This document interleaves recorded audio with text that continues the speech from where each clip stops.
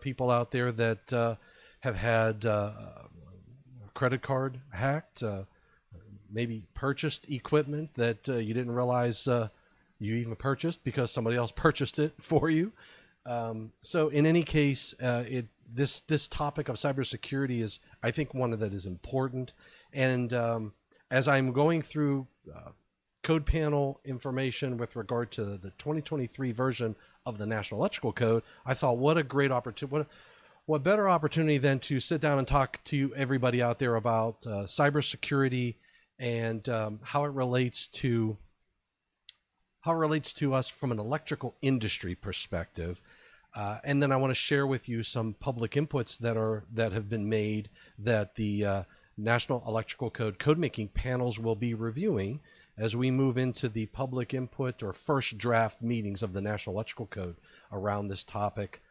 This topic of cybersecurity is going to be a point of discussion at various code panels. So I want to review some of those public inputs with everybody, have a little discussion about cybersecurity, and I want to share with you an opportunity that's coming up with Eaton, where we are going to have a live event, or actually it's an event.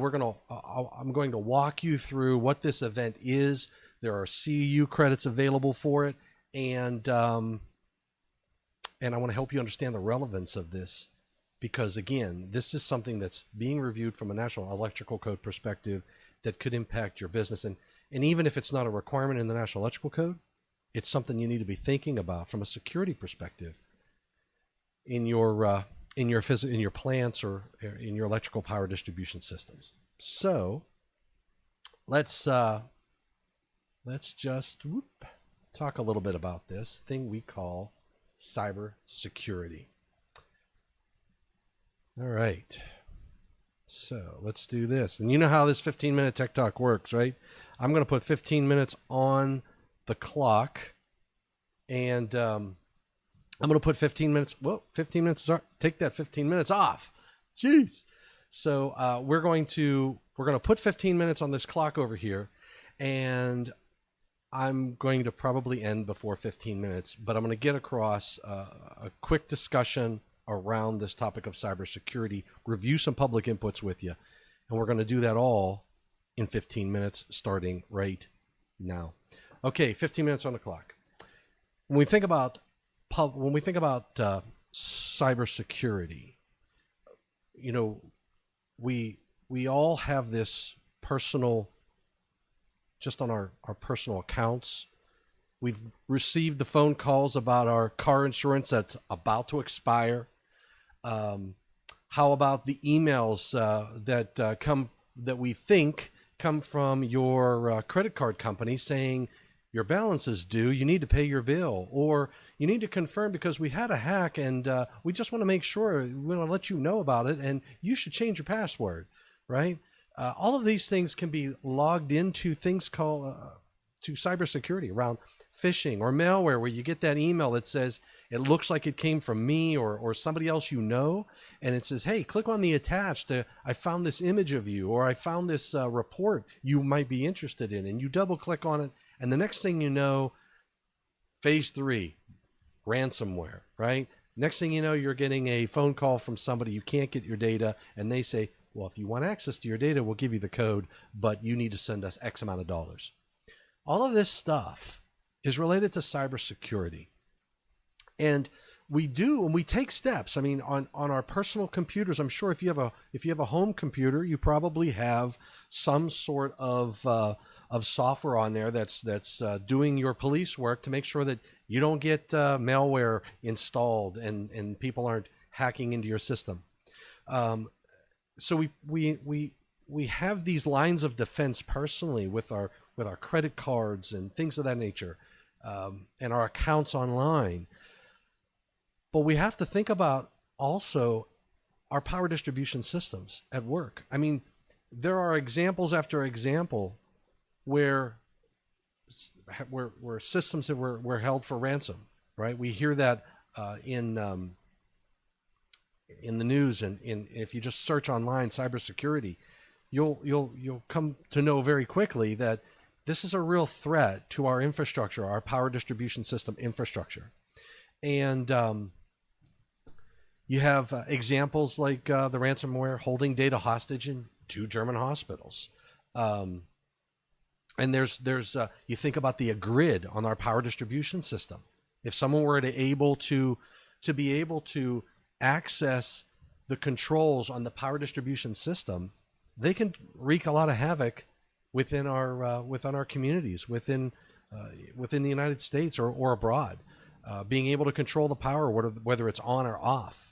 How about being able to change set points within your the data within the meters and the relays and whatnot within your facility? I could. What if it should so happen that I can one of a football game or maybe in a city turn all the lights out, right? So getting in to the infrastructure of the electrical distribution system is a real threat, and not one to be taken lightly, especially in light of the fact that we take strides and we do things to protect our own data, to protect our own accounts from a personal perspective. We should be doing something and thinking about this with regard to our power distribution systems, maybe at our automotive plant, our petrochem facility, all of these different things, places that we have our electrical infrastructure at. Hey, Nihad, good to see you, buddy. Glad you can join us. It's been a while, buddy, I know. And today we're talking cybersecurity. So, one of my early days of coming to Eaton, I was back in mid-90s. I was on the Advanced Product Support Center. We took phone calls. We technically supported communication systems. We supported the energy management and monitoring and control.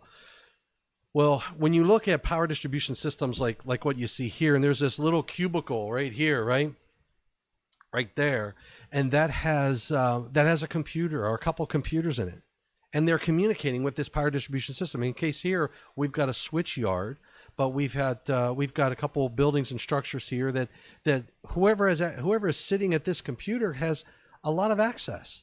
And if you have the right passwords, I could open or even close some circuit breakers or relays that control switches in this facility.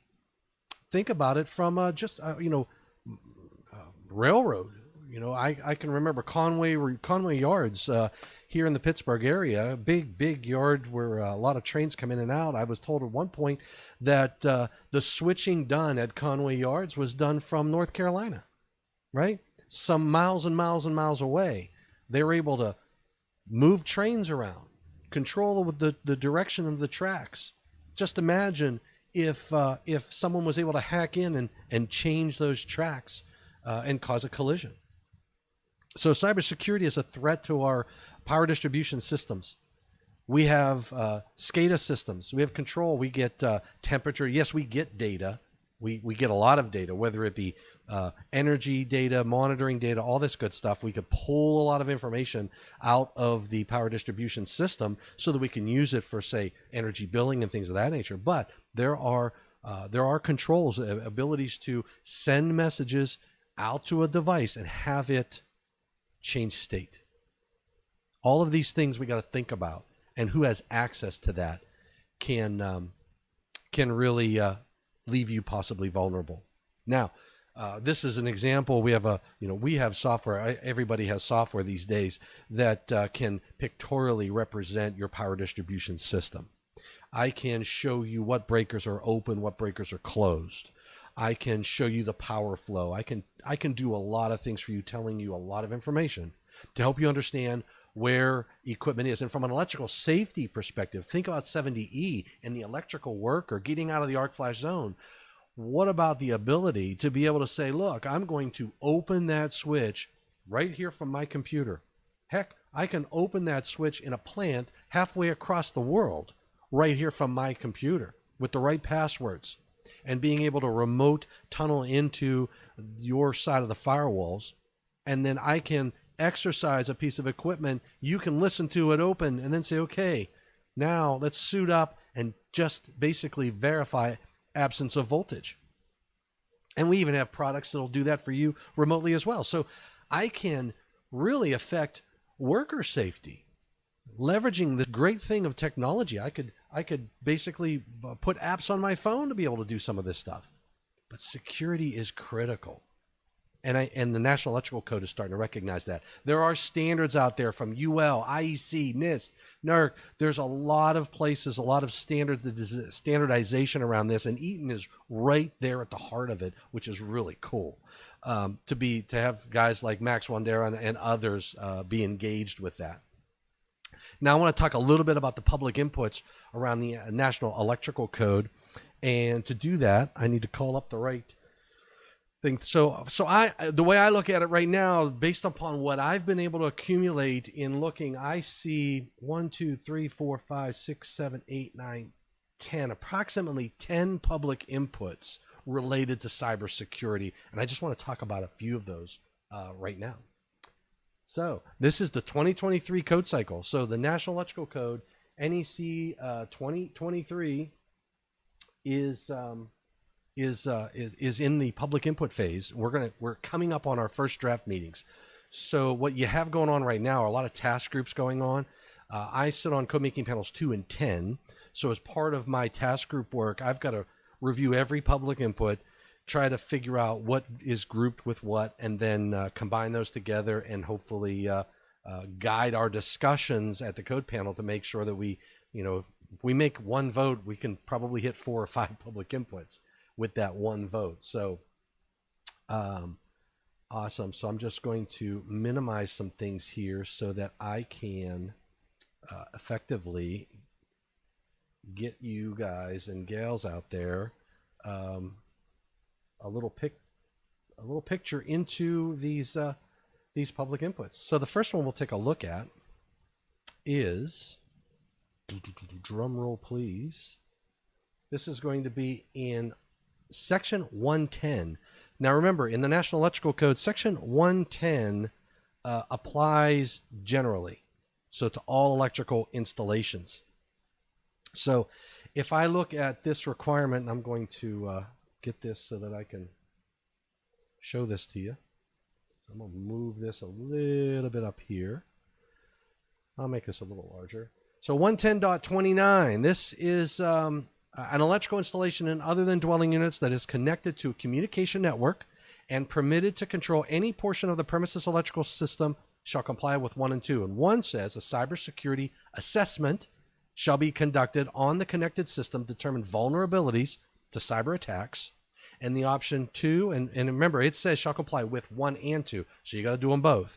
And number 2 says a cybersecurity commissioning certification shall be conducted on the connected system to ensure they are designed against cyber attacks and known vulnerabilities. Now, think about your computer and what do we call, what are those like virus software, right? I can't even think of some of the companies now that offer these little shields. You install it on your computer and it locks it down.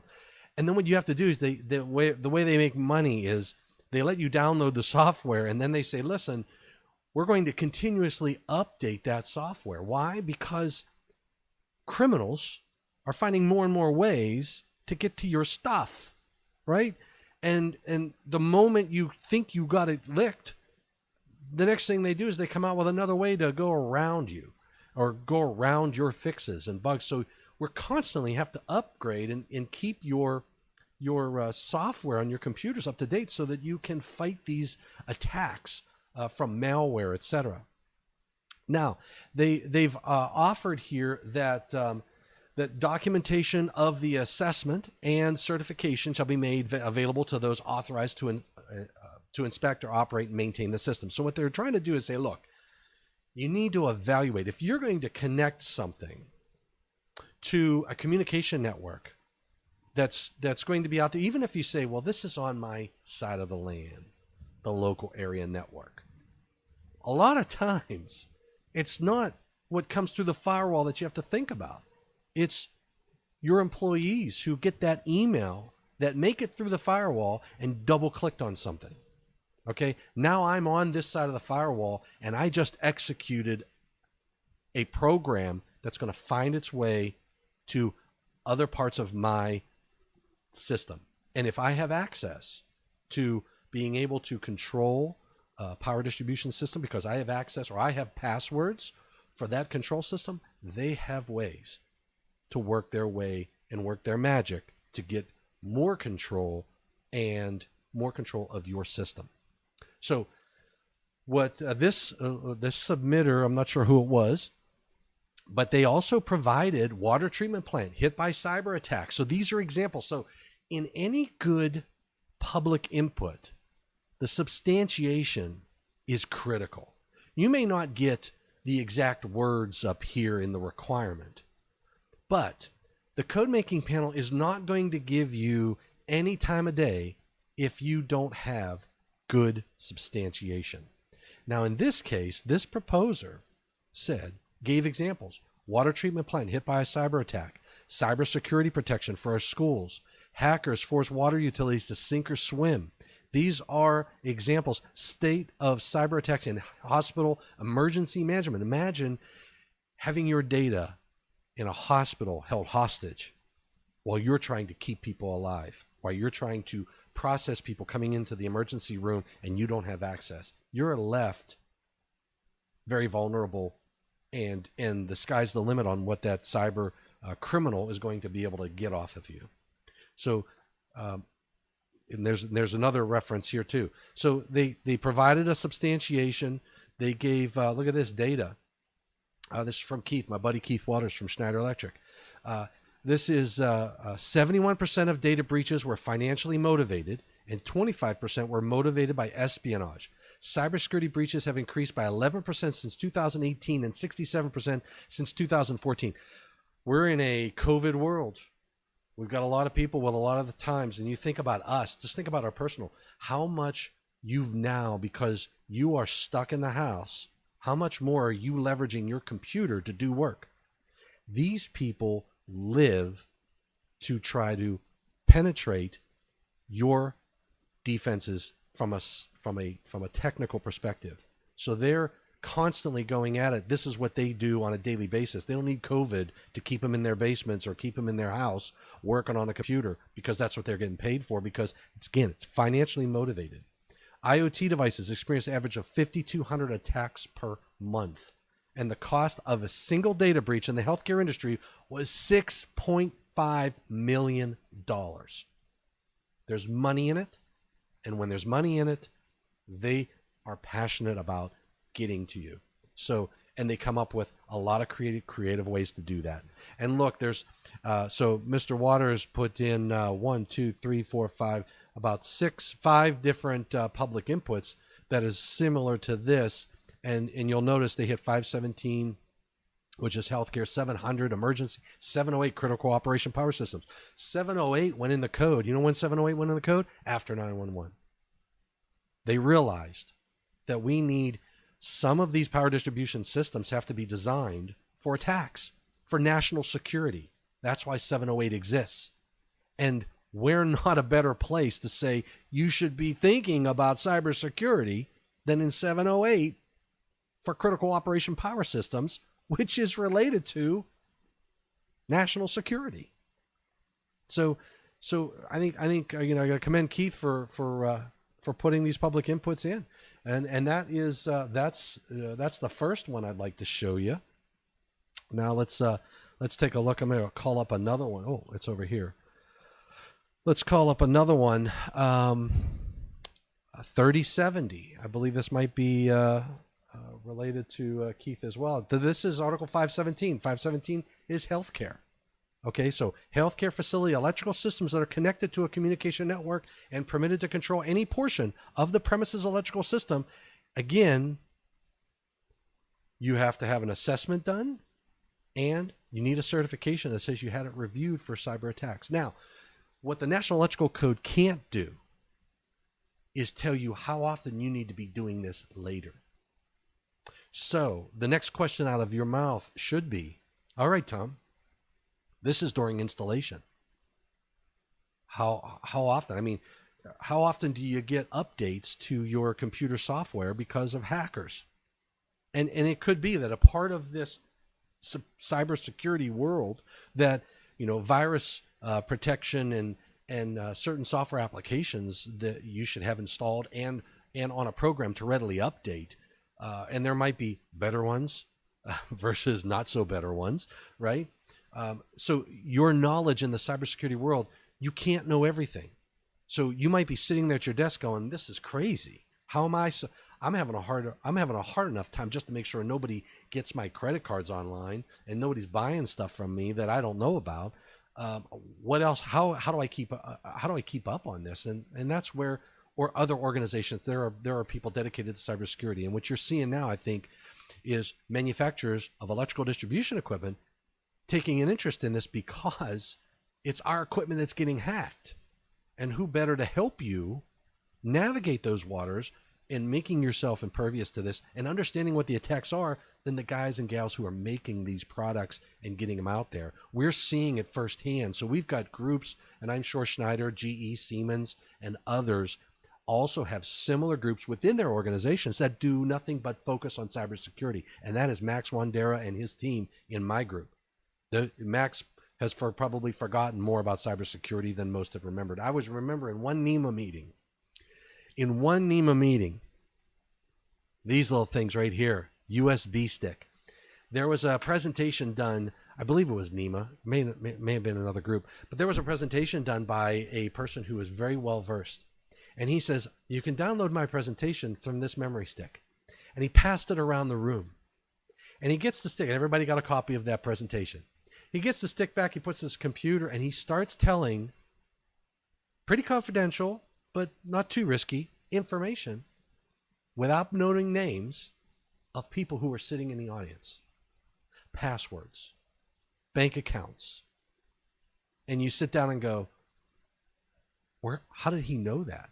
He didn't say my name, but he sure as heck said my password. And it was that little memory stick he passed around. And nobody knew it. But that thing had some information. It was able to gather information off of that person's computer.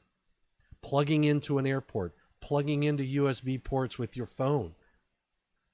Recently, I was made aware, not recently, relatively recently in terms, but connecting, plugging your phone into a car, a rental car. And it asks that question, do you want to sync your addresses? Boom. You say yes. Bam. Someone's got your data. They have all your contacts.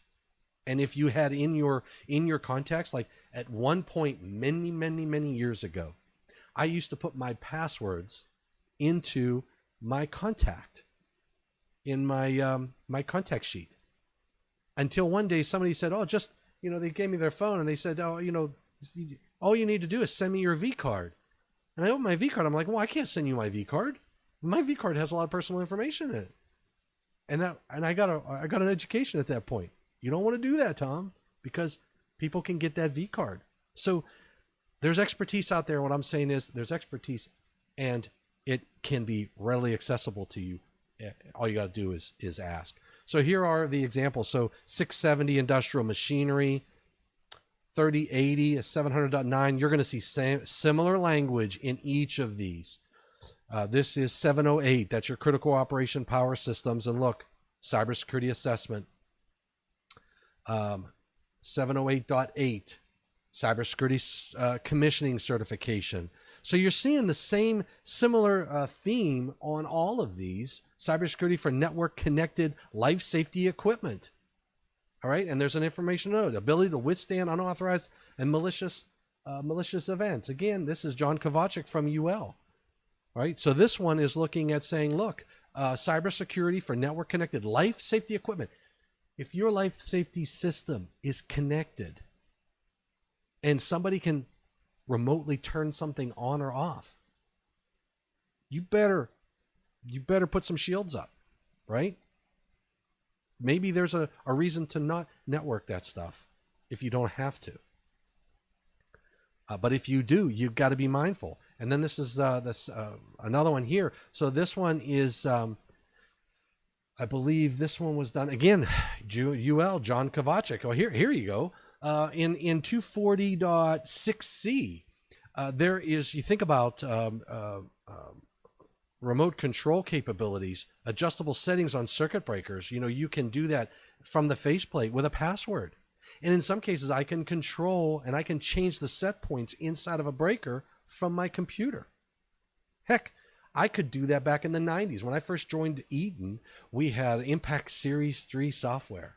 And I could communicate with IQ analyzers, Digitrip MVs, which for medium voltage relays, IQ 1000 or 1002, which was a motor protection relay.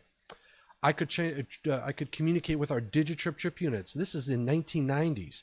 I can communicate with Digitrip chip units on circuit breakers, and I could not only change the set points, but I could view the actual trip curve that was in that device. I could make a change for the trip curve and download that with the right passwords.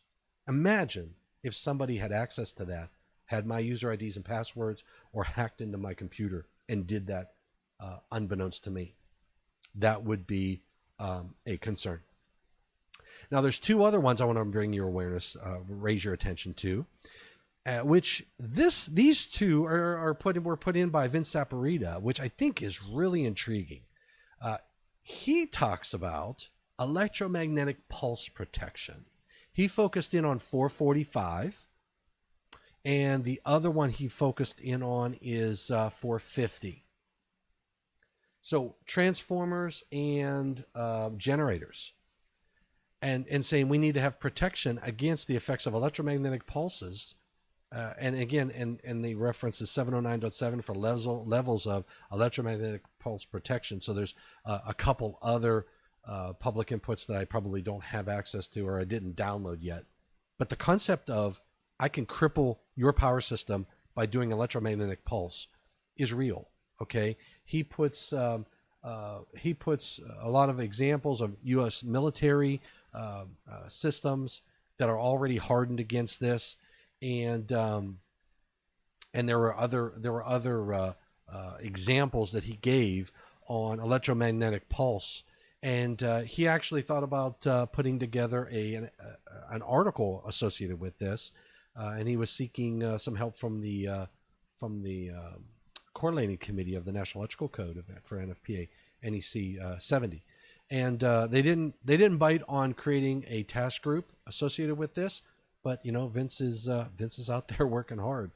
So he had a couple public inputs, 708.64 as well, which I don't think I downloaded the 708. So there's a couple other public inputs associated, or one other public input. He put it in twice. 756. So I've got 779, and I have 766, which I think is this one. Oh, and then 756. So there's another public input out there as well for 708. So all of these are related to the topic of cybersecurity, which I think you might find of interest, and you might want to be engaged with. So I gave you those numbers. So you have public input numbers 766 and 779 are associated with, and 756 are associated with EMF. The other ones are 3055, 3070, 3075, 3080, 3083, 3087, 4024, and 4026. Now you can play that back. You can write them down. You can pause this. It's YouTube. So in any case, those are the areas that are affected from a cybersecurity. So this whole topic of cybersecurity is getting more and more real, because now we're looking at possible code requirements associated with it where it makes sense, which I'm sure will be perceived by some to be a bad thing, and I'm sure will be perceived by others to be a good thing. But regardless of your personal perspective on it, regardless of how you feel personally about it, it's a real thing. And look, 1447, I'm still within my 15, and I've only got one more thing I want to remind you of. Eaton.com/cybersecurity perspectives. Now, what I am going to do, this is an event. So what we're going to do is I'm going to close all of those tabs in my PDF, and I am going to open I'm going to open a web browser, and we are going to log into this together because I'm going to register for this event. I want to tell you about this event. CEU credits are available for this event. And oh,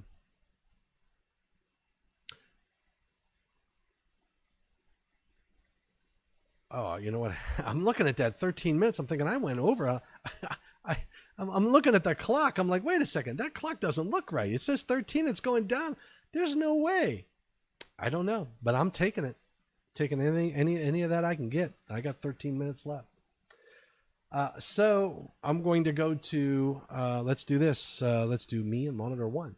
I want to go to www.eaton.com/cybersecurity perspectives and hit enter and look at this.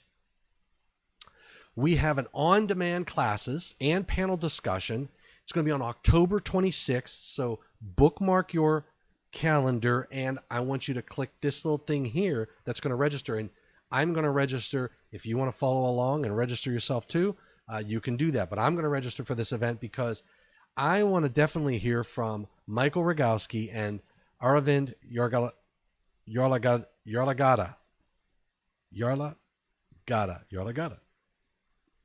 That's got to be right. Yarlagada. He is our executive and chief president and chief digital officer. I better know his name. And Mike Rogowski, Michael Rogowski. He is again senior vice president R&D Intelligent Power Management. So he's our CTO. So two very, very important individuals in the know, engaged in this type of stuff because it's very important to our customers. It's going to be an online education session.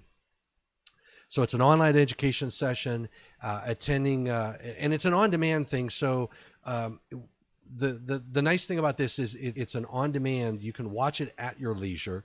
It will, based upon the platform that they've used, they can provide CEU or PDH certificates. I believe that you have it tracks your logging in and logging out, and then it also provides a quiz at the end, and that's enough to meet the RCEP registered continuing education program requirements. So this will be a program that you can get those things from. So basically, there's an expert-led panel discussion. They're going to look at protecting your IoT and endpoint security, global cybersecurity standards. The standards are a critical, to understand the standard on it's, I think, important that if you're going to engage with something around cybersecurity, you don't want to just download it from Tom's garage. Okay. I mean, I do a lot of stuff in my garage. I'm not into cybersecurity. And if you ever would want to buy anything from me from cybersecurity that I made personally, I wouldn't trust it. But something that gets third-party certification or third-party review, that's what we have standards for. So you're going to want to attend this to understand those standards, understand how they're implemented, what they're looking for, how that works. That's going to help you make sure you get the right people engaged with your solutions. Now let's take a look at some of the players. So we got Director of Technical Sales. We got Joe DiPietro, Michael Fabian, Ahim Jakar. We got Director of Advanced Technologies with Eaton, Founder, Director of Research. So we've got a lot of third-party people involved, and we've got a lot of our Eaton people involved. We have, look at it, Isabel. Isabel is Vice President and General Manager, UL Identity Management and Security. So we've got our standards group. We've got ICEE and IECRE represented. We've got IEC, the International Society of Automation. We've got there's Max Wandera, Director of Cybersecurity. So we've got a panel of experts. You can register. You have questions. So let's just take real quick a look at the date again. October 26th. And we have a live keynote. So, going live is where it's at. I may not hit a 15-minute tech talk, but, going live, getting out there is where it's at. And the on-demand classes and panel discussion, the kickoff is going to be live for a keynote address on October 26th at 9 a.m. Eastern. So you're going to want to be there for that. The technical courses are pre-recorded, and they will be available to provide you CEU credits or PDH certificates, and provide you a lot of technical understanding around this topic of cybersecurity. You're going to want to engage with this, and I believe it's free for you. And the nice thing about these events is you've got some experts that you probably won't see at any of these other meetings, because we're remote these days, right? So these individuals are ready to serve and share their knowledge, and it's going to be really cool. So we're going to register. I'm going to register right now. So I hit register now, and I'm going to get me out of the way and show you this. So I'm going to put my email address, and you all know my email address, Thomas A. Domitrovich, thomas@eaton.com. Thomas Domitrovich, Eaton, VP Technical Sales. So you can put your title in. Country, I'm in the United States. What about cybersecurity? Are you looking to more learn about standards? I want to learn about standards. I also want to learn about practical applications. I'm a practical guy. That's what I want. I am interested in learning more about the following cybersecurity services. I personally would love to learn more about training. I am not a robot. I am not a robot. I am not a... Sorry. All right. I'm not a robot. I'm going to agree to be informed regularly, and I'm going to hit submit. And let's see what it does. We're going to see what it does. I just hit submit. I've got the wheel, and it says, thank you for registering to attend the Perspectives Insights. Join us Monday, October 26th. Learn about cybersecurity with our new of our resources found here. So, and then we're going to take a look at that. I'm going to see what kind of resources they've got. The importance of establishing a good global cybersecurity standard. Cyber blog. We have a blog. We've got articles. We've got white papers. We've got a podcast. Videos, making trusted connections. Work with cybersecurity. A white paper, security best practices reminder checklist. So we've got a lot of really cool resources out there for you. And I think that you're going to want to sign up for this. I know you are going to sign up for this and attend that event. I'm expecting to see you online. I'm just going to double check. I haven't checked any comments yet. On my YouTube, we got Nihad out there. Thanks, Nihad, for joining, buddy. I really appreciate that. It's good to see you online, buddy. And let's take a look. So I'm going to look on my LinkedIn. I got my LinkedIn live, Facebook Live. We are Facebook Living it. Hey, Mr. McLean. Mr. McLean, my math teacher from Quigley Catholic High School. 2 thumbs up, buddy. I still use a lot of what you taught me, what you learned me in high school on math. So I really appreciate that. I think about you often every time I fall asleep at my desk. Don't think I don't remember that. You know what this guy used to do? If you fell asleep, he'd tell everybody, shh. And he had a little 2x4, and he would slam it on the desk next to you and scare the bejeebers out of you. But you never fell asleep in his class. Very rarely did anybody fall asleep in Mr. McLean's class because he was very good at what he did. Alfio, L, I'm looking at a lot of public inputs on yours, baby. Buddy, yeah, like FM Global. You know what? That's a good point. So L. Teresi saying, what about that? This is probably like an insurance policy of sorts. Interesting perspective, but who's talking about this right now? There's a lot of people talking about it. The public inputs are coming from UL, and a lot of them came from Schneider Electric. Yeah, and there is a lot of substantiation around this. And if we just think personally, my aunt bought a computer one day. She bought an Apple computer, and I'm going to tell you this just from a protect yourself perspective. She's not a young pup, right? She's got a lot of energy, and she's just like, hey, she's on top of technology. Her desktop computer died in the basement, and she's like, hey, can you help me pick out a computer? So we went to the Apple store. And I thought she was going to go for an iPad because she does a lot of browsing and things like that. But she bought a MacBook Pro. And so she told me, she says, she does a lot with her healthcare stuff and that and whatnot, with keeping track of the doctors and the doctor visits and all these other good things. And she does some with her retirement savings plan. She's retired, enjoying her years and with my uncle Eli. So she buys this Apple computer. I was with her. Bobby Joe and I were with her. She buys an Apple computer. First time she's ever had an Apple computer. Never before in her life. Any Apple product. In fact, she didn't even have an Apple phone. Okay? Goes home. This was, I think, I don't know. It was like Monday. I don't know, whatever it was. Monday was either Labor Day or something like that, but we had off on Monday. We were in the store on Saturday. I gave her one of my wireless hubs, so I put that downstairs. I had an extra one. I put my wireless hub, which was an Apple product, put that in her basement. We connected her computer at the house. She got up and running. We created her Apple ID, got her email converted. I copied files from her old computer, put it on her new computer. And she has to learn, because she was a Microsoft person, so she had to learn, she had to learn the touchpad, and she also had to learn how Apple did the business with regard to files and whatnot. So you're going to love this. I'm thinking Saturday that she's going to be calling me in the evening with questions. Well, I'm getting emails from her. Hey, it's working, right? She can send emails. Really cool. Sunday, I don't hear anything.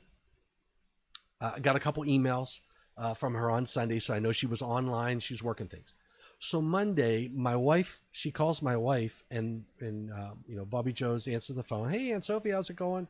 And she's like, oh, really? Oh, I'm really sorry to hear that. And now I'm intrigued. I'm like, well, what's going on? Is Uncle Eli okay? Is there a problem medically? Are things okay? And she pulls the phone down and she says, Aunt Sophie has a virus on her computer. I'm thinking, boy, Mac does a pretty good job. I mean, there's not too many people writing code. I mean, she just bought it on Saturday. So she says, yes, Apple Care called her and told her she has a virus, and they're working through fixing it right now. Tell you what, I jumped in my car and said, I tell her I will be right there to shut her computer off and change her passwords in her accounts. I go to the house, and they were actually videoing, telling her what to do. They had all of her account information. They were on her computer watching her give information. They hacked in, and she was, and when you look at her phone, the phone number came up, Apple Care. She answered the phone. They said they're calling from Apple, and she has a virus, and they want to help work her through there. Charged her for it. She paid for it. They got onto her computer. They wanted to get her other account information. They managed to get some of that. They bought gift cards on this stuff. To somebody who's not aware, is easy. I mean, you seem vulnerable, and you think, wow. After the fact, she was embarrassed. She was tired. She's like, oh, how was I to know? And I agree with her. How do you know? You think that person is being legit. You just bought an Apple computer, never had an Apple computer before, and Apple Care calls you. I mean, how would they know that? How would they know you have an Apple computer, right? So I don't know how they knew all that information. I don't know how they got that, but they managed to do that. Somebody got hacked somewhere and knew there was a person who just bought a new computer, and I'm sure they probably call hundreds of people until they get that one person to say, oh, will you help me? And we all fall for that stuff. So she managed to she got away with very low impact financially, but the whole thought process around the vulnerabilities of that. That was a hack that was done internally. That was a phone call. It was a phishing exercise, and somebody bit. In any of our companies, that is easy to occur. I don't know how many emails you pick. Did you ever pick it? And it says you click on it and you go, what the heck is this? And it says it comes from somebody that you know. So cybersecurity is real. It's a concern. It's going to get its day in court in the National Electrical Code. And I agree with you, Al. There are a lot of good there's a lot of good data and substantiation associated with it. It'll be interesting to see what Panel 13 and Panel 9, I think, or whatever code making panels deal. I can't even think of the sections that it impacts. All of those are going to be impacted, and they're going to be talking about cybersecurity. And I'm telling you, as electrical professionals in our industry, we got to be mindful of it, both from a personal perspective and from our business perspective. So this event, Eaton.com, Cybersecurity Perspectives, you're going to want to go out there. It's totally free. And it's a watch on demand. So you don't have to say, I've got to be live because Tom's going live and I can't see it later on. It's going to be, it'll be out there. Just like this video is going to be up there. My little 15-minute tech talk. I still have 7 minutes left. I don't know how, but I do. I haven't pressed this button. I don't know what the heck happened to that 7 minutes. But in any case, it's out there, and this is a resource for you. Please, I put the links down below or up above. If you're on Facebook, I think it might be up above or to the left or right. If you're on YouTube, it's down below. So please remember, subscribe to my YouTube channel. If you're watching this on Facebook, go to YouTube. Go to my YouTube link. I'll put a link to my channel down below on Facebook as well. In fact, I'm going to chat it out there. So my YouTube site is www.youtube.com/c/Thomas Domitrovich. Check it out. Subscribe to it.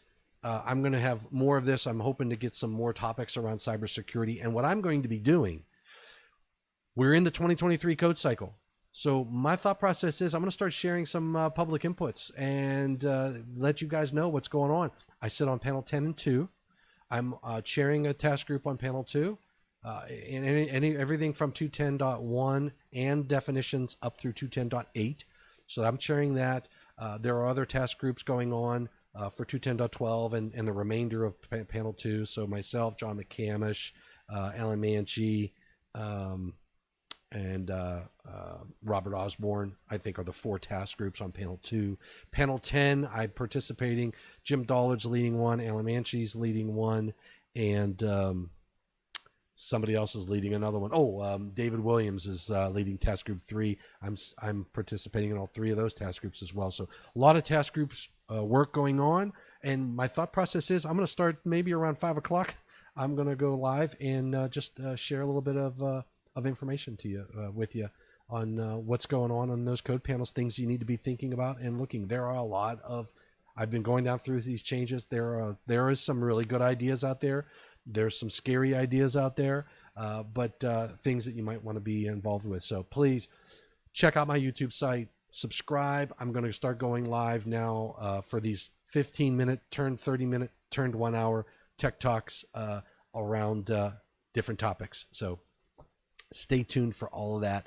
Thanks for tuning in, Al, Teresi. Appreciate that, buddy. You too, Mr. McLean. You're the man, the legend. Appreciate all you've done for me in high school, buddy. Still sticks with me. And also out there, let me just take a look at my live stream. Got Nihad El Sharif, buddy. Okay, everybody, I am going to end my stream, so I'm going to go and hit this end button. So appreciate you for dialing in. I apologize for going over my 15 minutes again. Let me check. I still got 4 minutes left. I have no clue how that's possible because I started a little after 5 and it's 5:58. It's Beer 30. Take care. God bless. Stay safe. Please, by all means, stay healthy. Take care.